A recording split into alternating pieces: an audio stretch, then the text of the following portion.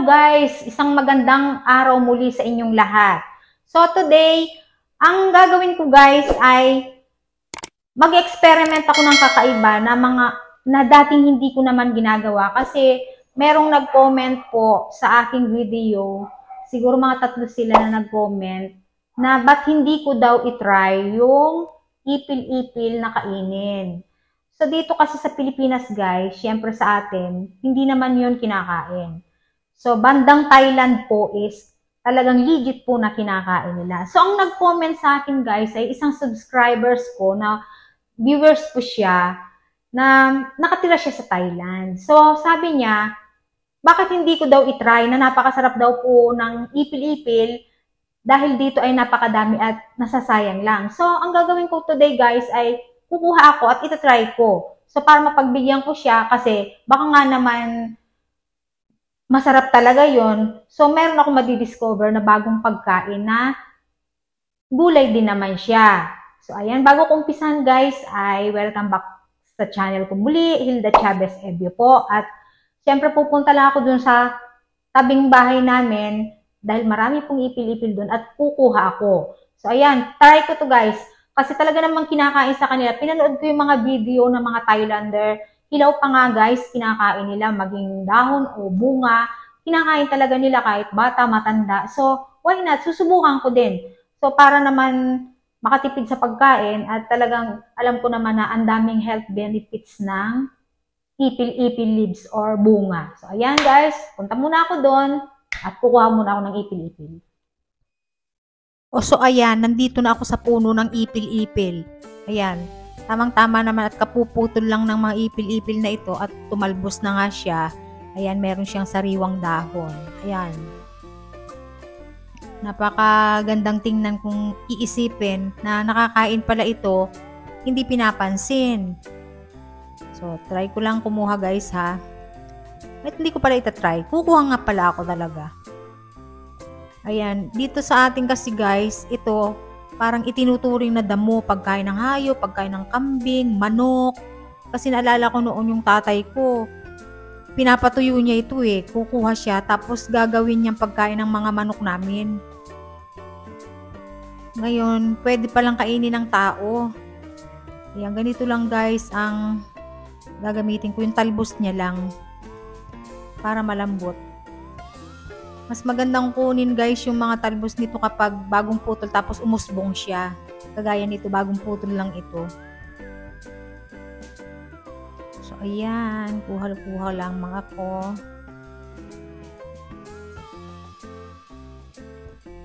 Tingnan nyo nga naman ano guys, ang dami palang pwedeng mapakinabangan sa paligid natin na hindi natin alam.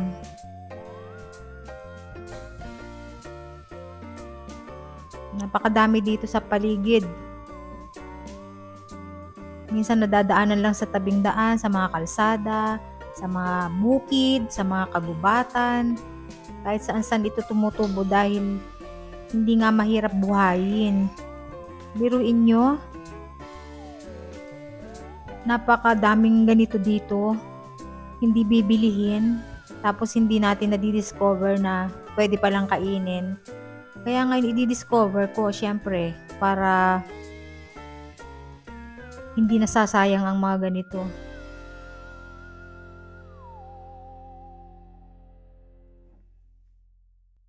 So, yan.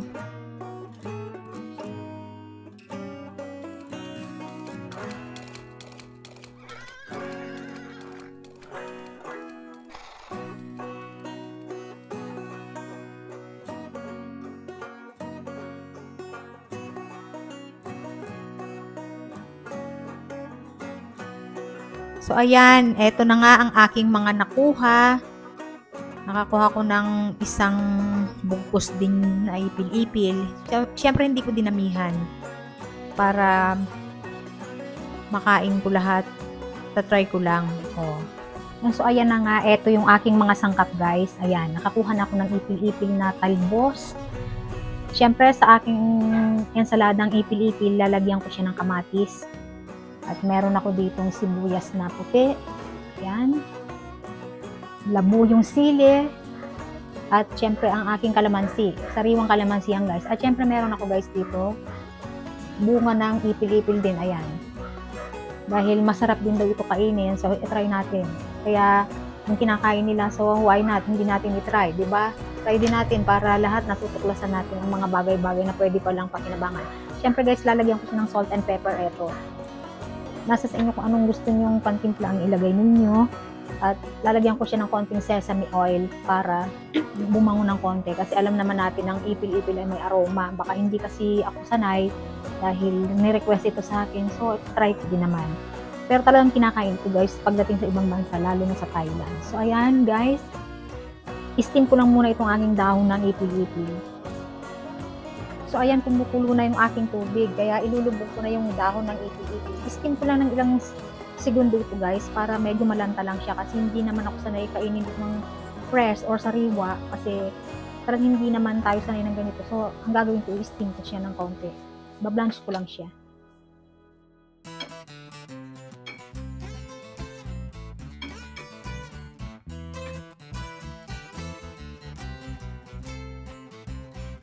Pero sabi nga nila mas masarap daw nito ang fresh.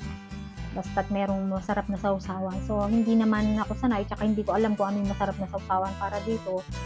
Dahil first time ko lang gagawin ito guys. Pinagbigyan ko lang talaga yung nag-request. Kasi pag na-try ko naman na okay ito guys, eh syempre madalas ko na rin kakainin. Ayan, bablanch na siya. Magkulay green yung sabaw guys, so.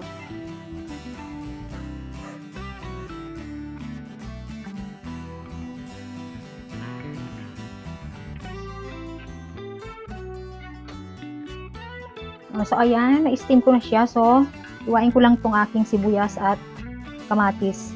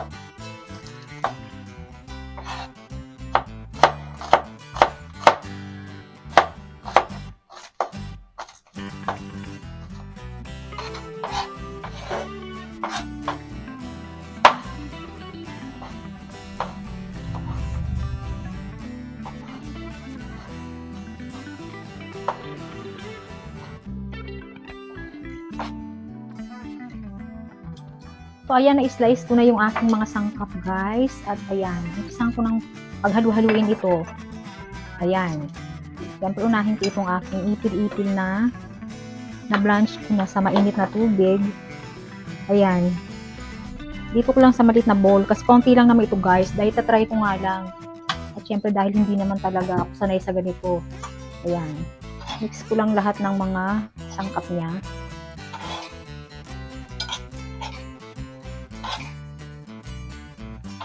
Palagay ko guys, napaka-healthy rin ito kasi talagang sa Thailand, ultimo mga bata, kinakain nila ito guys.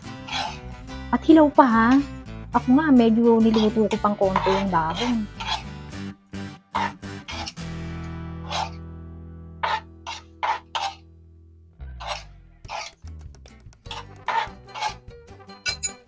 Ayan, lagyan ko ng konting sili kasi para masarap talaga siya. Yan. Lagay ko itong kalamansi guys.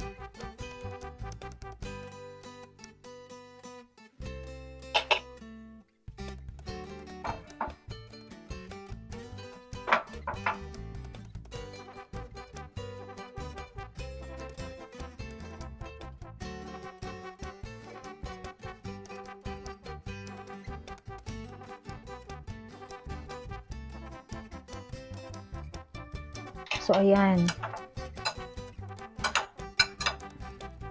Mukha naman talagang masarap guys, oh.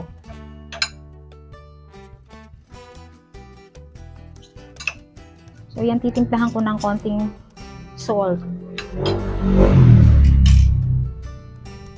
Konti lang kasi ayoko nang masyadong maalat.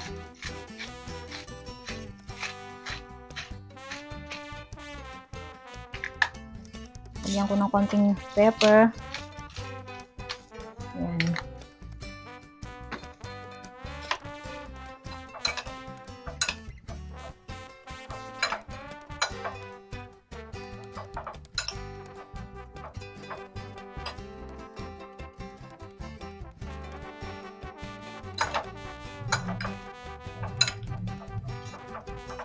Yung sesame, mamaya ko na ilalagay kapag natikman ko na muna siya na ganito.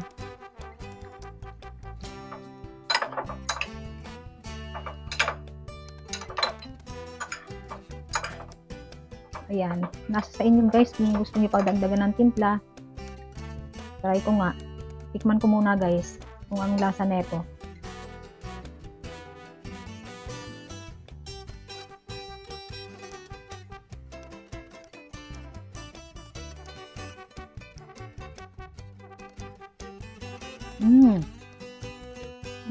Masarap siya guys. Kaya pala naman. Kaya pala gustong-gusto nila ito sa ibang bansa. Yan. So okay na ito guys. Pwedeng hindi ko na ilagay yung sesame kasi wala naman pala siyang amoy. Kapag na-blanch na yung dahon, nalagay sa mainit, nawawala. Kaya ni-ready ko lang yung aking sesame kasi nga sabi ko baka may amoy siya. Pagka nginuya ko, lalagyan ko para bumango. So, hindi ko na siya lalagyan kasi masarap naman na siya. Para lang siyang talbos ng kamote guys. Mas masarap pa siya sa talbos ng kamote.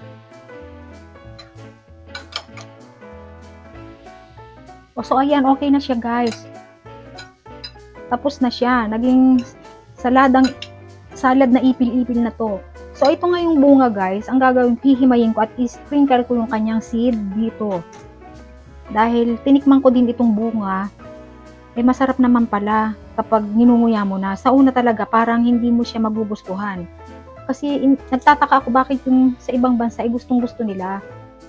So, dapat itry din natin. Kasi dito sa atin, napakadami na ito, nasasayang lang. So, bakit din natin kainin? Lalo ngayon, napakahirap ng buhay dito sa ating bansa. Ang dami palang mga pagkain na pwede natin pakinabangan na hindi na lang natin pinapansin. Nasasayang. At alam nyo ba guys, yung sariwa naman itong bunga, yung bubot pa siya, kumbaga, pwede rin siyang ulamin, ginigisa. Next vlog ko guys, yun naman ang itatry ko, papakita ko sa inyo. Kasi natry ko na, masarap siya. Etong dahon, hindi ko pa siya nasubukan, first time ko, kaya trinay ko ngayon, pati yung bunga.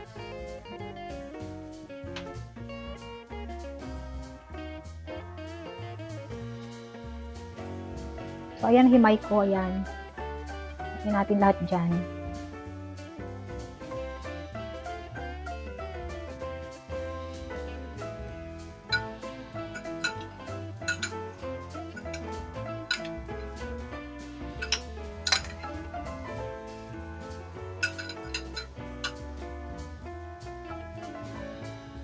So, ayan, ready na to eat, guys. At kakainin ko na to ngayon. Ayan.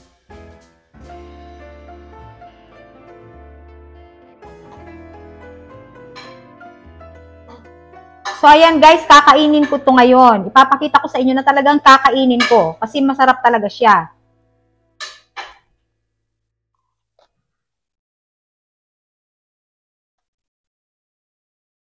Ayan guys, masarap siya. Subukan nyo na. Hindi ako nagsisinungaling, promise. Wala siyang amoy ng ipil-ipil. Para lang kayong kumain ng ibang gulay, like talbos ng kamote, at mas masarap pa siya guys. Napaka-organic. Ayan, hindi binibili, nakakatipid na tayo. O, kumain na kayo ng ganito guys. Try nyo, promise.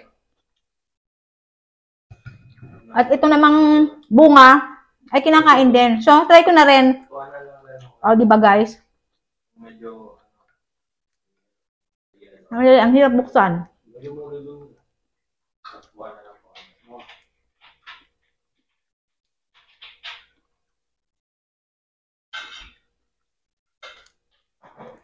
O, ayan, ganyan. Try ko na rin kainin. Sarap nga siya. Malinamnam. Parang mani, guys. Alam niyo yung parang buto ng sitaw or patani, something ganon. Wala siyang pinagkaiba. Kaya masarap siya, guys. At alam ko nga ito panglinis pa ng bituka ng tao. Kasi sa hayop nga, ginagawang pamurga ito minsan. So, mapupurga na rin tayo. Kaya, mapupurga ako, guys. Ang sarap! Yummy! Kumain na kayo! Yung mga masiselan dyan, huwag na kayo magmaselan, guys. Dahil, mabuhay kayo sa bundok pag wala kayong makain. Kaya ako, guys, makakasurvive talaga ako sa gubat. So, ayan guys, thank you very much for watching my video. At sana ay ma-enjoy nyo ang panunood nito at subukan nyo na rin. Kasi hindi naman talaga nakakasama sa tao. Talagang kinakain siya. So, ayan, sana po ay i-follow nyo pa ang mga susunod ko mga video guys. Marami pa po akong mga kakaibang ibibideo na mga pagkain na hindi pa natin natatry. So, ayan, thank you very much guys. Bye!